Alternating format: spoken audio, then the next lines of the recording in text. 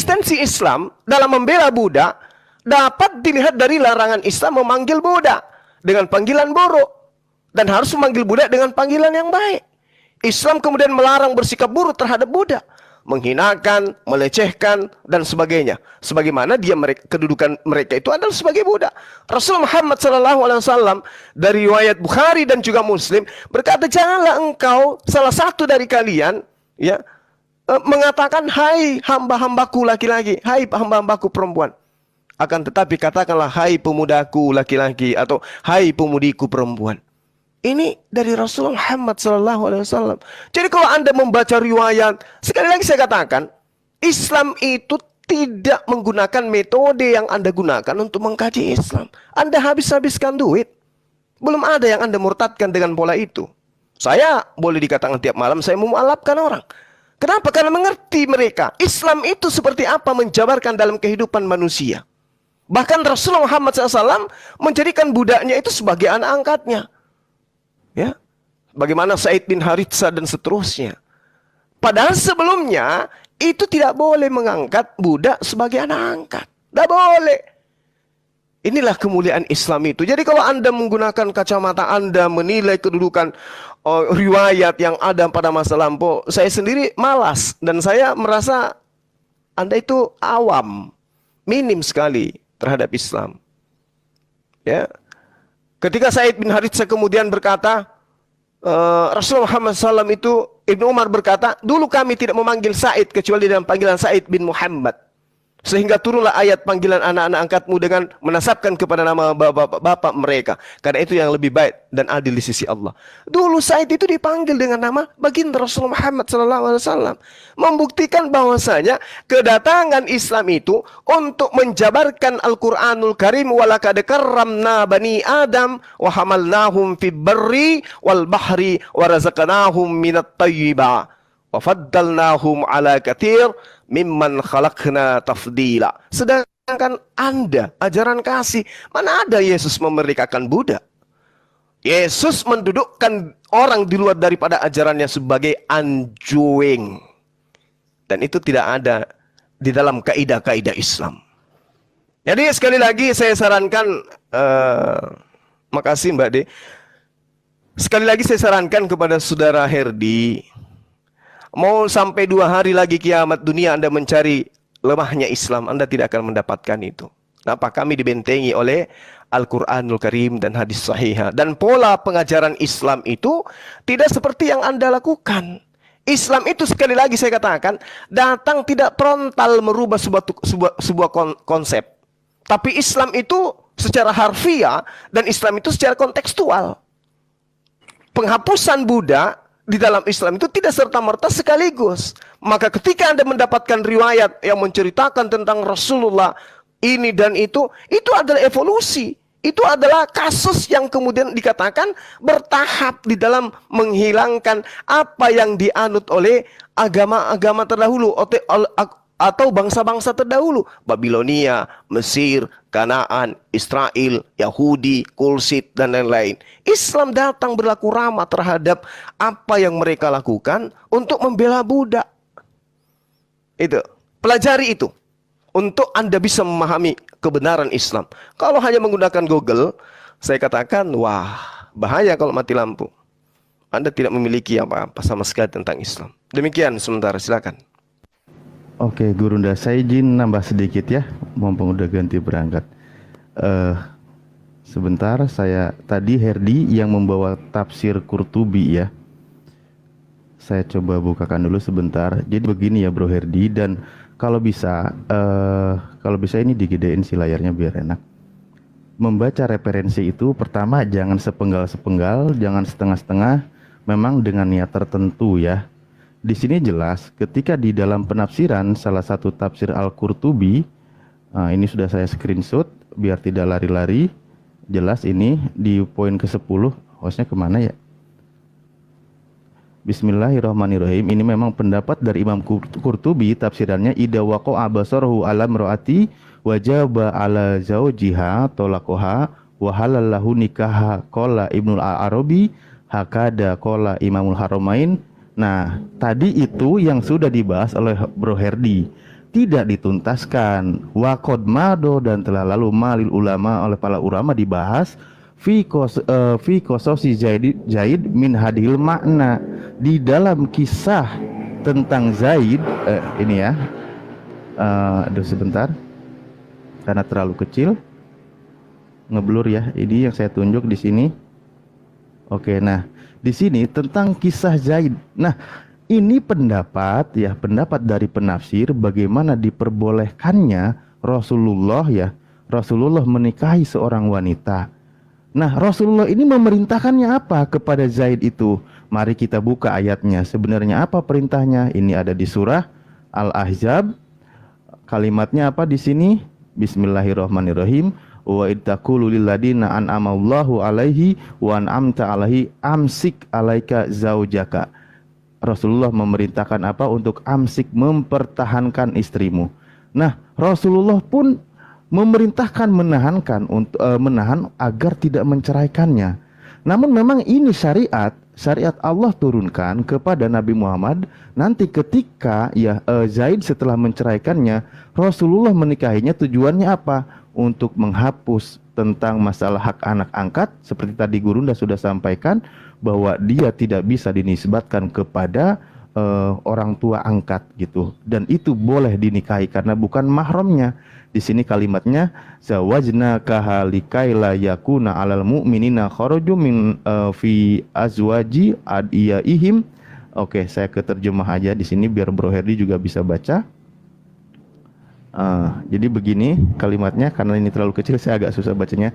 Maka tatkala Zaid telah mengakhiri keperluan terhadap istrinya, menceraikannya, kami nikahkan kamu dengan dia Zainab, agar tidak ada keberatan bagi orang mukmin untuk menikahi istri-istri anak-anak angkat mereka, apabila anak angkat itu telah menyelesaikan keperluan terhadap istrinya dan adalah ketetapan Allah itu pasti terjadi. Ya, ini mungkin agak kurang jelas karena memang layarnya kecil. Nah, begitu Bro Herdi. Jadi saran saya memang jangan sepotong-sepotong dalam membaca tafsiran, atau memang hanya sepenggal. Itu pun khusus kasusnya khusus di mana dibolehkannya Rasulullah peristiwanya.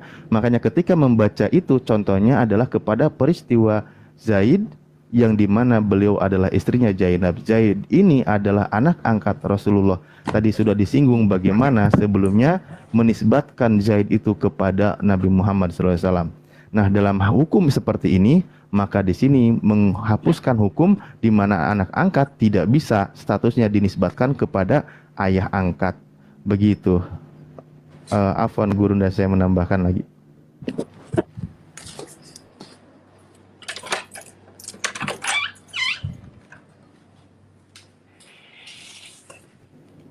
Ya.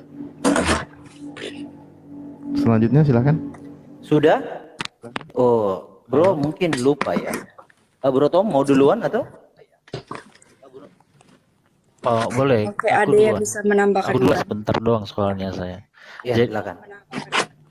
Jadi clear bahwa di dalam Alkitab, di Kristenan, budak pun tidak bisa disetubui sembarangan.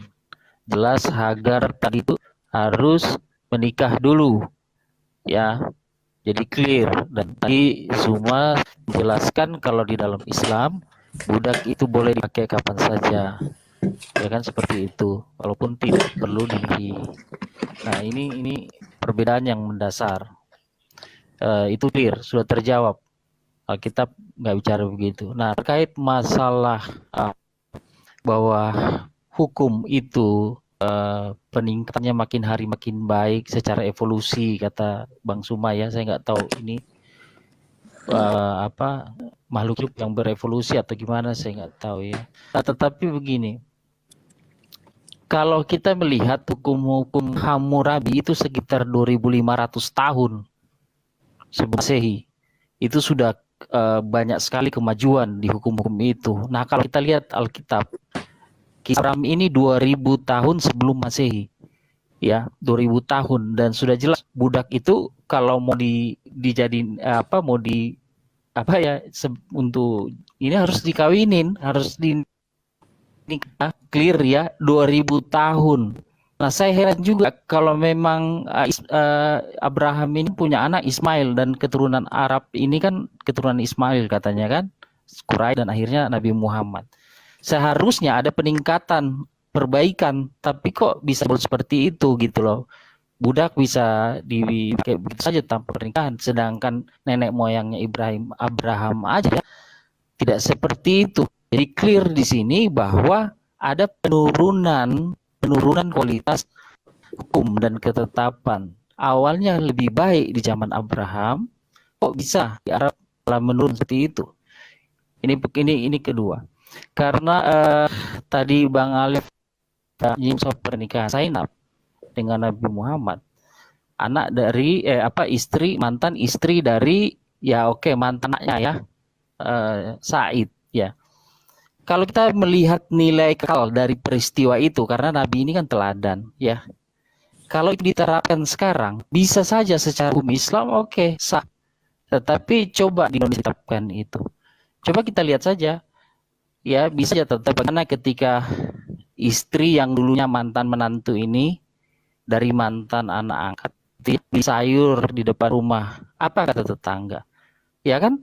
Jadi secara etis di dunia modern, kok bisanya teladan seperti itu tidak bisa berlaku, padahal ini seorang nabi, ya kan? Nilai kekalnya itu ada, itu pengajaran harus kalau memang dari atas. Tetapi seperti yang ditampilkan Bro Malikil tadi, ada 16 kelebihan, ada 16 hak yang dimiliki oleh orang lain, hanya Nabi doang. Nah, itu kan suatu hal yang artinya tidak bisa diterapkan oleh orang lain di zaman itu, apalagi zaman sekarang. Nah, bagaimana menjadi teladan gitu. Ini ada justru saya lihat satu penurunan kualitas dari hukum moral itu kok jadi turun gitu loh, bukan jadi naik. Itu kira-kira. Lanjut mungkin Bro Malikil. Oke. Jadi gini Bro Suma, bagaimana Anda bisa menyatakan bisa dibesarkan layarnya, Bos? Oke, baik. Iya, Bro Suma, Anda bagaimana bisa mengatakan Muhammad itu mau menghilangkan perbudakan? Lalu dia adalah seorang oknumnya juga sebagai penjual budak, ya kan? Kan lucu Bro, saya mau menghentikan perbudakan, lalu saya juga yang menjual budak, kan nggak logis Bro. Lalu kamu mengatakan ini peristiwa yang terjadi di zaman lampau. Lah, kan petunjuk Quran ini. Ya, petunjuk Quran Al-Ahzab 21. Sungguh pada diri Muhammad benar-benar ada suri tauladan yang baik bagimu. Lah, kan Muhammad itu suri tauladan. Ada suri tauladan. Jadi perbuatan Muhammad di zaman lampau bisa diaplikasikan di zaman sekarang. Karena itu suri tauladan. Sungguh pada diri Muhammad benar-benar ada suri teladan yang baik bagimu, yaitu bagi orang yang mengharap rahmat Allah dan kedatangan hari kiamat serta yang banyak mengingat Allah. Karena di dalam Ibnu Majah 3982, you tidak akan masuk surga hanya dengan modal Quran. Gak akan. You hanya bisa masuk surga hanya karena aswaja. Jadi ada sunatullah, ada sunnah. Ini sunnahnya harus, sunnahnya siapa? Suri tauladannya Muhammad. Jadi apa yang Muhammad contohkan jangan alergi Bro. Itu adalah suri tauladan bagimu, bagi orang yang mengharap rahmat. Kalau Bro Suma mau mengharap rahmat dari Allah, jadi harus mempraktikkan apa yang sang Nabi lakukan. Nah, contoh tentang perbudakan, kan sekarang udah nggak ada. Siapa yang menghapus ya? Gak pernah kan Allah menghapus menggauli perbudakan. Kalau Bro tadi membenarkan, kalau bagi kami budak itu boleh digauli. Ya harusnya ya kan, orang-orang di Arab itu kan mempraktekkan. Tetapi di Indonesia kan tersandung dengan hukum negara. Mengapa tersandung dengan hukum negara? Karena moral dan adabnya tidak cocok dengan kebudayaan Indonesia. Oke lah di Arab mungkin masih mempraktekkan karena moral dan adabnya masih keislaman, syariat Islam. Kalau di Indonesia bukanlah syariat Islam. Jadi pengajaran seperti itu tertolak di negara kita karena budaya kita tidak mendukung. Nah, lalu gini ya, tentang wanita. Nah, saya bacakan tadi Contoh di dalam Bukhari ya, Bro Ali punya hutang loh, bawa data sini dinikahi ya, Maria Koptik. Dalam Bukhari 2646, ini sahih ya, bukan doib. Ini kawan-kawan di bawah, kok hadis doib, ini matamu doib, ini sahih ini, nih. Oke, Muhammad bersabda, sungguh kesialan ada pada 3 hal. Jadi kesialan ada pada 3 hal. Budak, lagi-lagi wanita, dan rumah. Tempat tinggal, rumah. Lagi-lagi wanita itu masuk kategori kesialan. Saya nggak tahu kesialan dalam hal apa. Tapi ada petunjuk di dalam hadis. Memang wanita itu nggak ada nilainya. Karena otaknya katanya separuh. Kata sang Nabi. Nah, kita buka di dalam apa ini? Hadis. Jadi jangan bilang lagi Google ya. Saya kan kasih referensinya kawan-kawan. Jangan lagi bilang Google. Ya, saya kasih referensinya. Jadi jangan diteriaki Google. Ya, klarifikasi kalau hadisnya doib, ya udah. Dalam Ibnu Majah 3993. Nih. Oke, kita baca ya. Wanita itu otaknya separuh. Nah, Muhammad bersabda, wahai para wanita, perbanyaklah sedekah dan istighfar. Sungguh saya melihat kebanyakan kalian adalah penghuni neraka. Kasihan kan? Wanita ini kebanyakan mayoritas penghuni neraka wanita. Lalu seorang wanita berbadan gemuk dari mereka bertanya, wahai Rasul, kenapa kami yang paling banyak masuk ke dalam neraka? Beliau menjawab, kalian banyak melaknat dan mengkhianati perlakuan suami. Saya tidak pernah melihat makhluk berakal yang akal dan agamanya kurang selain kalian. Jadi memang tidak ada penegasan bahwa wanita itu dimuliakan, justru direndahkan. Wanita tersebut kembali bertanya, wahai Rasul, apa yang dimaksud dengan kekurangan akal dan agama? Muhammad menjawab, adapun akal kurang disebabkan karena kesaksian 2 orang wanita sama dengan kesaksian seorang laki-laki. Jadi 1 banding setengah banding 1, 1 banding 2. Ini termasuk dari kekurangan akal. Kalian berdiam beberapa hari dan tidak sholat, berbuka di bulan Ramadan adalah bukti kurangnya agama kalian. Nah ini jadi pandangan Islam tentang wanita itu tidak ada dimuliakan. Contoh di dalam Quran ya. Kata Muhammad ya, istrimu adalah ladang bagimu, maka datangilah ladangmu itu. Ini di dalam Sapi Betina ayat 223. Bercampurlah kapan dan bagaimana kamu sukai, utamakanlah hal yang terbaik untuk dirimu. Jadi ada banyak ayat di dalam Quran, hadis yang mengajarkan sesuatu yang berbeda, seperti kawan kita Suma dan Alif di sini. Justru wanita itu dikatakan di dalam Al-Ahzab ayat 33.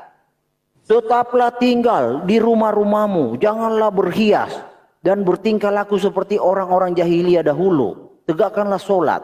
Nah kalau zaman sekarang kan paling banyak itu wanita-wanita itu kan di luar kerja di kantor. Harusnya mengamalkan ayat Quran. Itulah yang saya katakan akhir zaman ini kawan-kawan muslim itu pemahaman imannya sudah tidak berlatar belakang tekstual.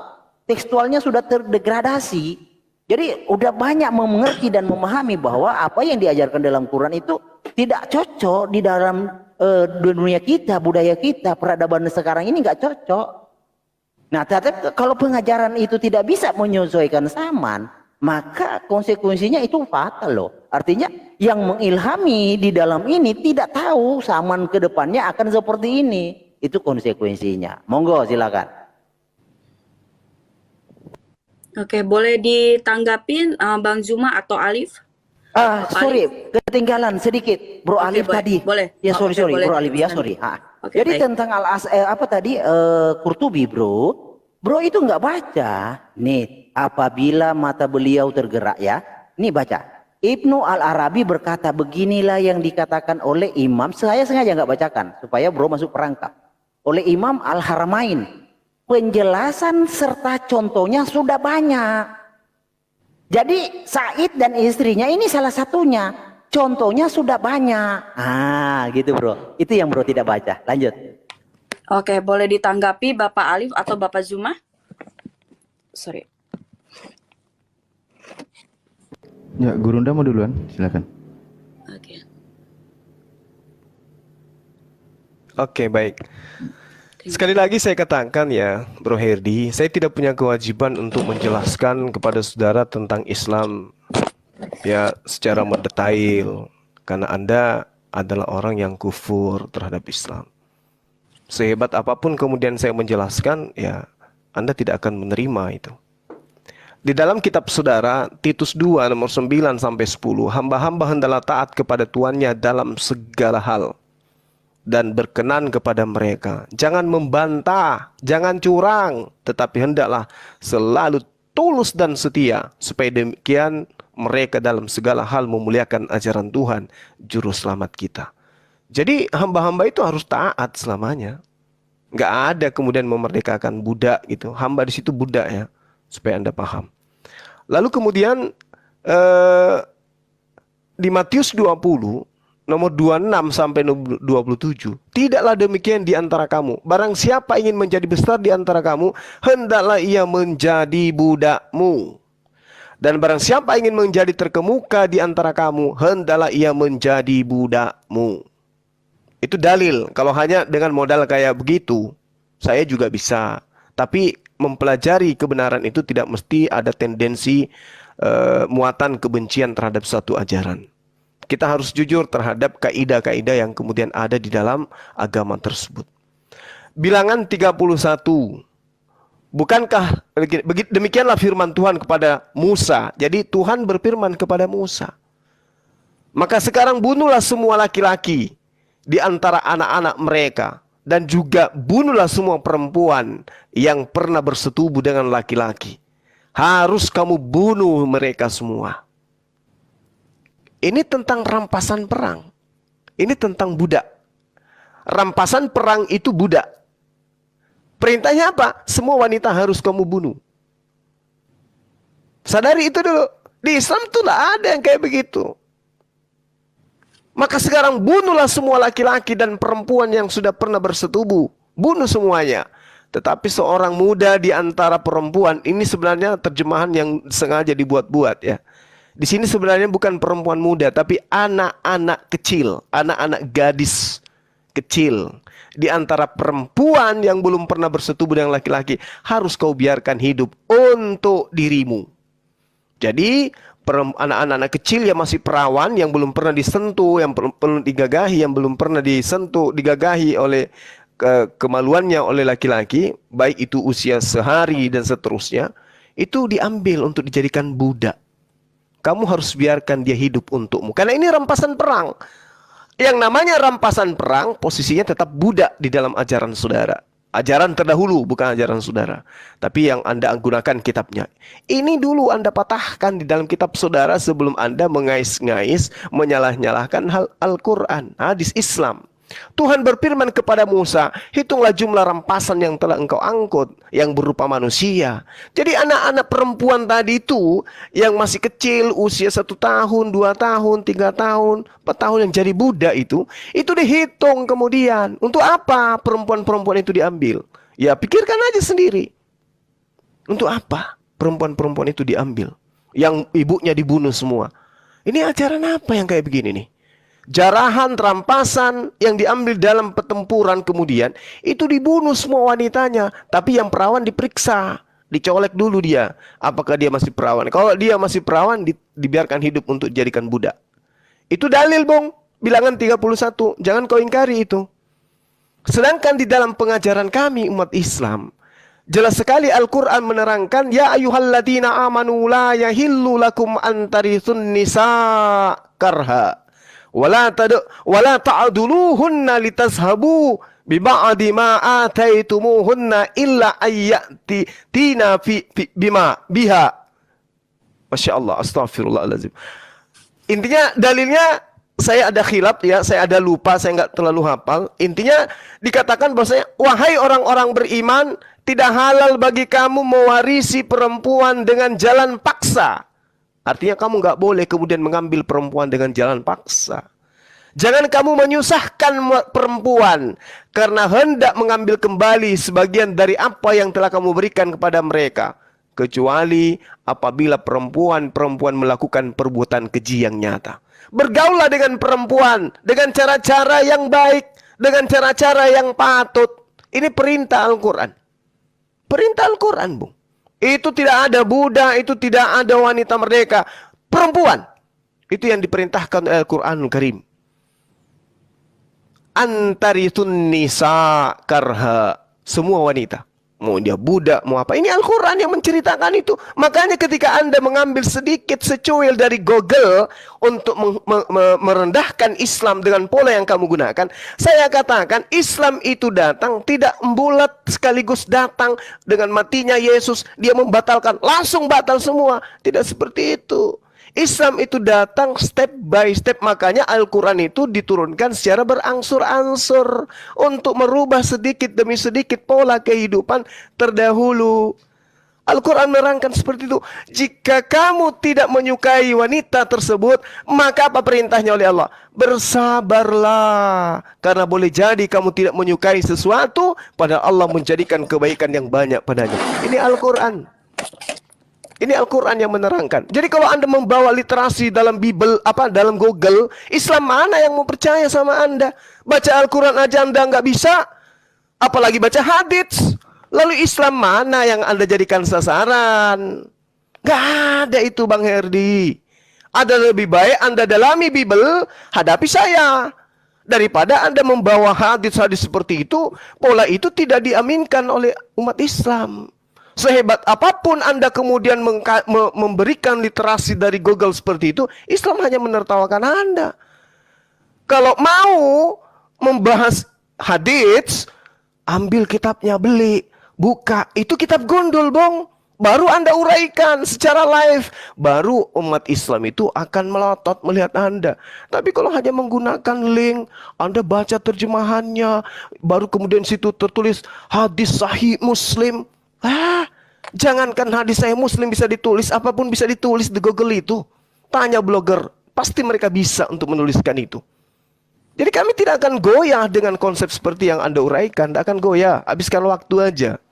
Nah, sekali lagi dari saya kepada saudara Tom, saya katakan bahwasanya Islam itu datang pada awal munculnya memang tidak mengharamkan sistem perbudakan. Namun, ya, dalam memecahkan persoalan yang terkait dengan perbudakan ini, Bung, Islam menggunakan metode yang tidak secara revolusioner seperti Orde Baru seketika menjadi Orde Lama. Reformasi tidak. Orde Lama seketika jadi Orde Baru. Tidak, Bung. Butuh proses Islam itu untuk kemudian menghapuskan perbudakan. Jadi ketika dalam perjalanannya ada dalil yang Anda bawa, hadis Bukhari, Rasulullah menjual budak, itu proses. Itu proses bagaimana kemudian Islam itu datang untuk menghapuskan perbudakan itu. Berdasarkan misi kedatangannya adalah walaqad karramna bani Adam wa hamalnahu fi barri wal bahri wa razaqnahum minat thayyibah. Tunjukkan di dalam dalil Al-Quran tentang Rasulullah kemudian menghujat budak. Tunjukkan kepada saya. Layaknya di kitab saudara, orang-orang di luar Yahudi disebut Gog oleh Yesus. Tunjukkan. Lalu sekarang lihat negara-negara mana yang kemudian menjalankan syariat perbudakan itu di Islam. Mana ada? Di mana itu terjadi? Sedangkan kalau terkait dengan perbudakan, itu datangnya dari mana? Dari Mesir, dari Israel, dari Babilonia. Dan itu masih sistem kuno, berarti sebelum Islam.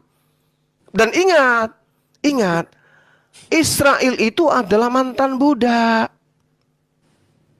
Keturunan Ismail tidak pernah jadi budak. Tapi kalau keturunan Ishak pernah jadi budak.